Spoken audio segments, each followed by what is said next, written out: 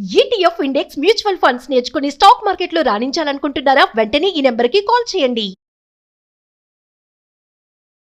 Welcome to India's largest digital media network Suman TV. మనతో ఈ రోజు తోడు నీడ ఫౌండర్ రాజేశ్వరమ్మ గారు ఉన్నారు. వారితో మాట్లాడదాం. అమ్మ నమస్కారం. నమస్తే అమ్మా. అమ్మ, ఒకప్పుడు మీ కాలంలో అంటే బస్సులలో కానివ్వండి, లేదు అంటే నడుచుకుంటూ వెళ్తే చీకటి నిర్మానుషమైన ప్రాంతంలో దొంగలుండి బంగారం తీసుకోవడం ఇలాంటివన్నీ జరిగేవి. అప్పుడు మా తాతయ్య గారు అలా చెప్పేవారు. సో ఇప్పుడు చూస్తుంటే మనం ఇంట్లోనే సేఫ్ గా ఉంటున్నాం. మన ఇంటికి వచ్చే మన ఇంట్లోనే దొంగతనం చేస్తాం. మనం ఉండంగానే దొంగతనం పెరిగింది కదా.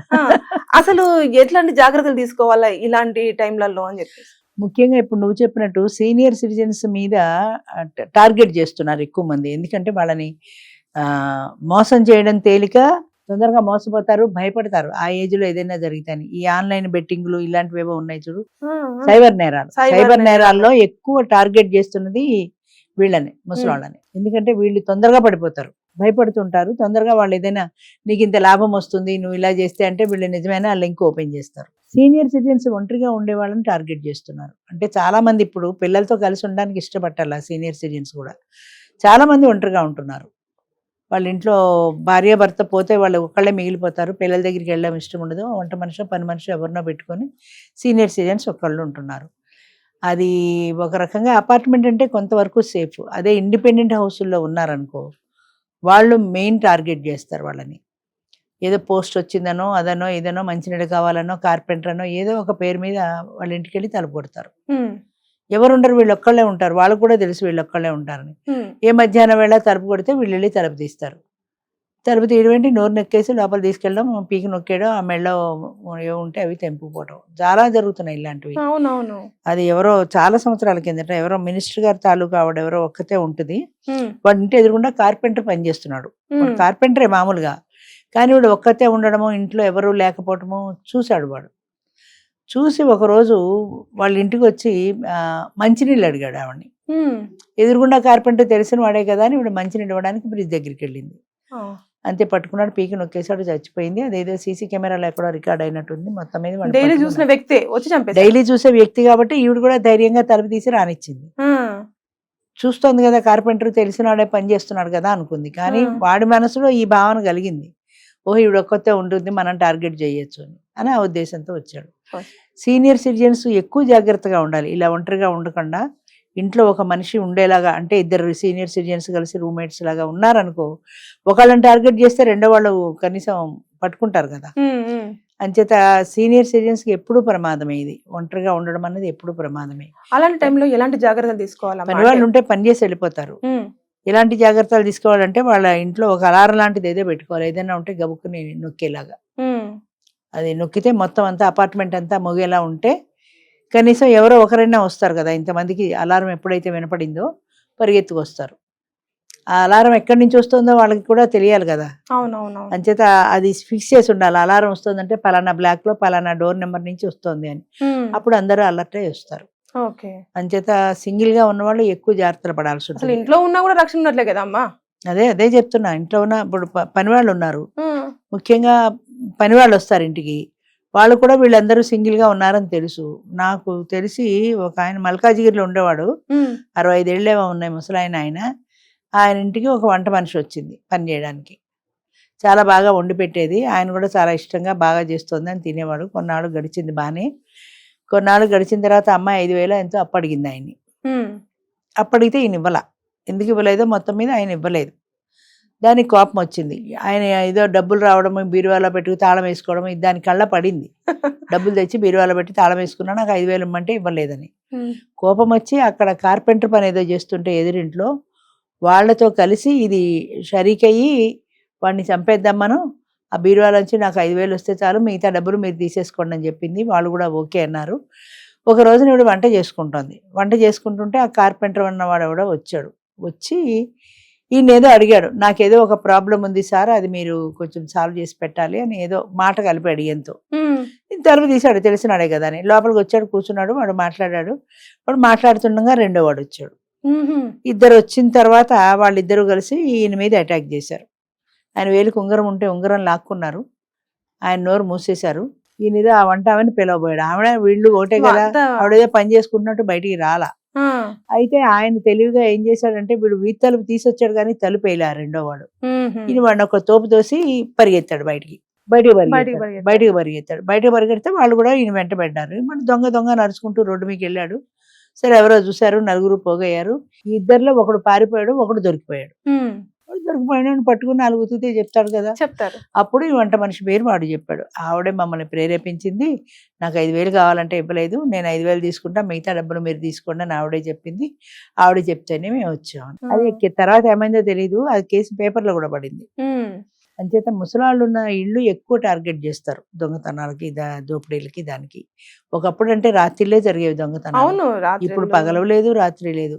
తప్పనిసరిగా ఇంట్లో సీసీ కెమెరాలు పెట్టుకోవాలి. ముసలాళ్ళు ఒంటరిగా ఉన్న వాళ్ళు ఎప్పుడు కూడా సీసీ కెమెరాలు ఉండాలి ఇంట్లో. కనీసం దాని ద్వారా అయినా తర్వాత అయినా పట్టుకోగలుగుతారు కదా. సీసీ కెమెరాలు ఉండాలి. మనిషి ఒకళ్ళు తోడనే వాళ్ళు ఉండాలి. ఒక ఫ్రెండో ఎవరో ఒక రూమ్మేట్ గా ఇంకొక మనిషిని పెట్టుకోవడం ఎప్పుడు మంచిది. ఇలాగే అలారం లాంటి ఎమర్జెన్సీకి అలర్ట్ చేసేది, మిగతా వాళ్ళని అలర్ట్ చేసే అలారం లాంటిది ఉండాలి. ఈ జాగ్రత్తలు తర్వాత పోలీసులకు కూడా వాళ్ళు తెలియపరచాలి. ఎందుకంటే మేము ఒక్కళ్ళమే ఉంటాం. పోలీసులు కూడా చెప్తుంటారు చాలా సందర్భాల్లో, మీరు ఎప్పుడైనా ఊరికి వెళ్తే మాకు ఇన్ఫార్మ్ చేసి వెళ్ళండి అని. అంటే వీళ్ళు ఊరు వెళ్ళారంటే ఇల్లు ఖాళీగా ఉంది కదా అని దొంగతనానికి వస్తారు కదా. అప్పుడు వీళ్ళు ఏంటంటే పెట్రోలింగ్స్ టైంలో కాస్త ఒక దృష్టి ఎక్కువ పెడతారు అలాంటి వాళ్ళ మీద. అంచేత పోలీసులు కూడా వీళ్ళు ఇన్ఫార్మ్ చేయాలి. కొత్త పని వాళ్ళని పెట్టుకుంటే ఇన్ఫార్మ్ చేయాలి. పని వాళ్ళు ఎవరైనా కొత్తగా పెట్టుకున్నారనుకో, వీళ్ళ ఆధార్ కార్డు తీసుకుని ఈ ఆధార్ కార్డు వాళ్ళ వివరాలు సేకరించి అవి పోలీసులకు ఇన్ఫార్మ్ చేయాలి. చేస్తే రేపు పొద్దున ఏదైనా తేడా వస్తే వాళ్ళని పట్టుకుని దాని ద్వారా ఎంక్వైరీ చేస్తారు. ఒకసారి ఎక్కడో హైదరాబాద్ లో ఏదో విల్లాలు ఉన్నాయి, మామూలుగా సెక్యూరిటీ ఉంటారు కదా, అందులో గుర్ఖా పనిచేసేవాడు. ఆ గుర్ఖా ఇలాగే ముసలాడు భార్య భర్త ఇద్దరు ఉన్నారు. ఆ ఇంటికి ఏదో అప్పుడప్పుడు వస్తూ ఉండేవాడు. వీళ్ళు పని వాళ్ళ కోసం వెతుక్కుంటున్నప్పుడు మా చుట్టాలు ఉన్నారు, నేను పిలిపిస్తాను మీకు పనికి, మా వాడు నమ్మకంగా చేస్తారు, భయం లేదన్నాడు. వీడు గోర్ఖా నమ్మకంగా చేస్తున్నాడు కాబట్టి వాళ్ళు కూడా సరే అన్నారు. వాడు వాళ్ళని పిలిపించాడు, వీళ్ళ ఇంట్లో పనికి పెట్టాడు. వాళ్ళు పని చేస్తున్నారు. పని చేస్తుండగా కొన్నాళ్ళు పోయిన తర్వాత టీలోనో ఇందులోనో వాళ్ళు మత్తుమందు కలిపారు. మత్తుమందు కలిపి ముసలాళ్ళు ఇద్దరికి ఇచ్చేశారు. ఆయన తాగి పడిపోయాడు. ఆ టీ ఏదో టేస్ట్ తేడా అనిపించి ఆవిడ ఏదో కొద్దిగా తాగి వదిలేసింది, తాగలేదు ఈవిడ. దాంతో ఈవిడికి పూర్తిగా మత్తు రాలా. ఆయనకి ముసలానికి వచ్చింది, పడిపోయాడు. ఈవిడికి మత్తు రాకపోతే ఈవిడిని కుర్చీలో కూర్చోబెట్టి ఈవిడిని కట్టేసి, అంటే మత్తుగా వేళ్లాడుతోంది ఆవిడ, పూర్తిగా మెడికల్గా లేదు. అంచేత కుర్చీలో తాళేసి ఈవిడిని కట్టేసి బీరువా తాళాలు తీసుకుని దోచుకుని బ్యాగులో అన్ని సర్దేసుకున్నారు. తీరిగ్గా సర్దేసుకుని బయటకు వచ్చేసారు. సెక్యూరిటీ గార్డు వాళ్ళవాడే కదా, వాడు బయటికి పంపించాడు, వీళ్ళు వెళ్ళిపోయారు.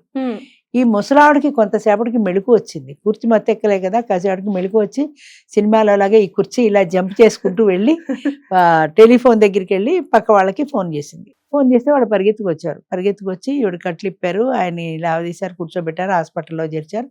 ముందు ఇమీడియట్ గా పోలీసులు కంప్లైంట్ చేశారు. పోలీసులు కంప్లైంట్ చేయగానే వాళ్ళు వచ్చారు, వీడిని పట్టుకున్నారు. వీడే కుదిర్చాడు మాకు అంటే వీడిని పట్టుకుని 4 ఉతికితే ఏదో వీడి చుట్టాలే అని తెలిసింది. అయితే అప్పటికే పారిపోయిన ఇద్దరు కూడా ఆ బ్యాగులు పంచుకొని ఇద్దరు ఒకే చోటుకి వెళ్ళాల, ఇద్దరు చెరో చోటుకి వెళ్ళిపోయారు. అంటే ఒక చోటుకి పోలీసులు వెళ్తే కనీసం 2 వాళ్ళైనా బతుకుతారు కదా, అలా 2 చోట్లకి వెళ్ళిపోయారు. పోలీసులు ఏదో తర్వాత పట్టుకున్నారని విన్నాను, మరి తర్వాత ఏమైందో తెలియదు. కానీ అంచేత ఇంట్లోకి కొత్తగా పని వాళ్ళు ఎవరైనా వచ్చినా మనం జాగ్రత్త పడాలి, పోలీసులకు ఇన్ఫార్మ్ చేయాలి. 4-5 ఏళ్ల నుంచి మన ఇంట్లో ఒకవేళ పని చేస్తున్నారు అనుకో, మన వాళ్లే కదా, మన పాత వాళ్లే కదా అనుకుంటాం. కానీ వాళ్ళ మనసు ఎప్పుడు ఎలా మారుతుందో చెప్పలేం కదా. ఇంతవరకు వాళ్ళు బాగానే పనిచేస్తున్నారు, నమ్మకంగానే ఉన్నారు. కానీ నువ్వు ఒంటరిగా ఉంటున్నావు, నీ దగ్గర డబ్బు దోసుకుంది, నీ దగ్గర బంగారం ఉంది అని తెలిసిన తర్వాత వాళ్ళ అవసరం కొత్త ఆలోచనలు తీసుకొస్తుంది. ఏదో చేస్తే ఏమైందిరా, డబ్బు తీసుకుంటే ఏమైందిరా. అంచేత ఇలాంటి రకరకాల మోసాలు పనివాళ్ళ ద్వారా కూడా జరుగుతాయి. అందరు పనివాళ్ళు చెడ్డవాళ్ళు అంటారా నేను. నాకు తెలిసిన ఒక ఇంట్లో ఆ పనమ్మాయి లంగాకి జేబులు కుట్టించుకుంది, పెద్ద పెద్ద పాకెట్స్ లంగాకి, లోపల లంగాకి. అది ఎవరు చూడరు కదా, అది ఎవరికి తెలియదు కదా. ఇలా చెక్ చేస్తారు, చెక్ చేసినా కూడా తెలియదు. లోపల లంగాలో అమ్మాయి చీరలో జాకెట్లో పెట్టేసుకునేది. అలా కొన్ని రోజులు గడిచింది. పెట్టేసుకున్న తర్వాత ఎక్కడో ఎప్పుడు ఎలా బయటపడింది, మొత్తం మీద బయటపడి చెక్ చేస్తే అమ్మాయి లంగాలకి పాకెట్లు ఉన్నాయి. అప్పుడు పోయమ్మో ఎంత దుర్మార్గం, ఇంట్లో చీరలు మాయమవుతున్నాయి, ఏదో అది పోయింది ఇది పోయింది, బాగా డబ్బును వాళ్ళైతే 1-2 పోయినా పెద్దగా వాళ్ళకి దృష్టిలోకి రాదు, తీసేసుకుంది. అలా తీసుకోగా కొన్నాళ్ళకి బయటపడింది, తెలిసింది. అంటే మోసాలు ఎన్ని రకాలు చేయొచ్చో. ఇంకొక మోసం, ఎవరు ఆయన పొలిటికల్ లీడర్ కూడా, పేరెందుకు కానీ. డబ్బులు కట్టలు కట్టలు వస్తూ ఉంటాయి బిజినెస్ పరంగా, అది బీరువాలో పెడుతూ ఉంటారు. అది ఈ అమ్మాయి ఏ పని అమ్మాయి గదురుస్తుంటే బీరువాలో లాకర్ సిస్టంలో పెట్టుకుంటారు కదా, నెంబరింగ్ ఉంటుంది కదా, ఆ లాకర్లో పెట్టడం, ఆ నెంబరు ఈ అమ్మాయి చూసింది పనమ్మాయి. వాళ్ళు ఇల్లు పని వాళ్ళ మీద వదిలేసి బయటకు వెళ్ళిపోయారు భార్యాభర్త. ఈ అమ్మాయి లాకర్ తీసి తెలివైన పని ఏం చేసిందంటే కట్ట కొట్టేలా ప్రతి కట్టలోంచి 2 3 నోట్లు తీసుకుంది. 200 కట్ట 500 కట్ట అలా కొంచెం కొంచెం తీసుకుంది. కట్టలు కనబడుతున్నాయి కాబట్టి వాళ్ళకి డౌట్ రాలేదు. అయితే ఈయన ఎవరైనా బాకీ ఎవరి దగ్గరైనా 4 లక్షలు తెచ్చుకున్నాడు అనుకో, వీళ్ళకి బాకీ తెచ్చేటప్పుడు ఈ కట్టలు ఇచ్చేవాడు బాకీ తీరడానికి. వాళ్ళు ఇంటికి వెళ్ళి లెక్క పెట్టుకుంటే డబ్బులు తక్కువయ్యేవి. కానీ అంత పెద్ద ఆయనకి పొలిటికల్ లీడర్కి ఏం చెప్తాం మనం అని వాళ్ళు చెప్పలేదు. ఇలా వాళ్ళు బాధపడుతున్నారు. ఈయన ఇచ్చేసాను కదా అని ఈయన అనుకున్నాడు. కొన్నాళ్ళకి ఎవరో ఒక ఆయన ధైర్యం చేసి చెప్పాడు, కట్టలో డబ్బులు తక్కువ అయ్యాయి, మీరు ఒకసారి చూసుకోండి అని. అప్పుడు ఆయన అన్నాక వీళ్ళు చూసుకుంటే అన్ని కట్టల్లో డబ్బులు తక్కువ అయ్యాయి. ఇక్కడ పని వాళ్ళ స్టైల్ మారిపోయింది. వాళ్ళు బ్యూటీ పార్లర్కి వెళ్తున్నారు, చీరలు కొనుక్కుంటున్నారు, వీళ్ళ లైఫ్ స్టైల్ మారిపోయింది. అంటే అప్పుడు కూడా వీళ్ళకి అనుమానం రాలేదు వాళ్ళు బ్యూటీ పార్లర్కి వెళ్తున్నారని. డ్రైవర్ ద్వారా తెలిసింది. వాళ్ళ కారు డ్రైవరు వాడు వీళ్ళని షేర్ అడిగాడో ఏమడిగాడో వాడి ద్వారా వీళ్ళకి తెలిసింది వాళ్ళు ఇలా డబ్బులు కొట్టేస్తున్నారు అన్న సంగతి. వాడు చెప్పాడు. బహుశా వాడు కూడా ఏమన్నా మాట అడిగితే వాళ్ళకి ఇవ్వలేదేమో. వీళ్ళు ఇలా మీ బీరువాలోంచి డబ్బులు కొట్టేస్తున్నారు, నోట్లు తీస్తున్నారు, కొన్ని నోట్లు తీస్తున్నారు, కట్టలు తీయటం లేదని. కట్ట తీస్తే తెలిసిపోతుంది. అది తెలివితేటలు ఏంటంటే నోట్లు తీస్తే తెలియదు, లెక్క పెట్టుకోరు కదా. రోజు 10 కట్టలు ఉండాలి, 10 కట్టలు ఉన్నాయా లేదా అనుకుంటారు, అంతేగాని కట్టల్లోంచి పోతున్న సంగతి తెలియదు. అంచేత అలాంటి దొంగతనాలు కొన్ని. అంటే తెలివితేటలు రకరకాలుగా చేస్తుంటారు. ఇలా పాకెట్లు కుట్టించుకునే వాళ్ళు, కట్టలు తీసేసే వాళ్ళు అలాగా. అంచేత సీనియర్ సిటిజన్స్ ముఖ్యంగా ఒంటరిగా ఉండకూడదు. సీసీ కెమెరాలు పెట్టుకోవాలి ఇంట్లో. వీలైతే ఇంకొక మనిషితో కలిసి ఉండడం అలవాటు చేసుకోవాలి. కొత్త పని వాళ్ళు ఎవరైనా కొత్తగా వచ్చినప్పుడు వాళ్ళ యొక్క వివరాలన్నీ పోలీస్ స్టేషన్ లో ఇవ్వాలి. వాళ్ళు తీసుకుంటారు పోలీసులు. ఏదైనా తేడా వస్తే పట్టుకుంటారు వాళ్ళని. అంచేత ఇలాంటి జాగ్రత్తలు ముఖ్యంగా సింగిల్ గా ఉండే సీనియర్ సిటిజన్స్ ఎక్కువ జాగ్రత్త పడాలి. థ్యాంక్ యూ అమ్మా.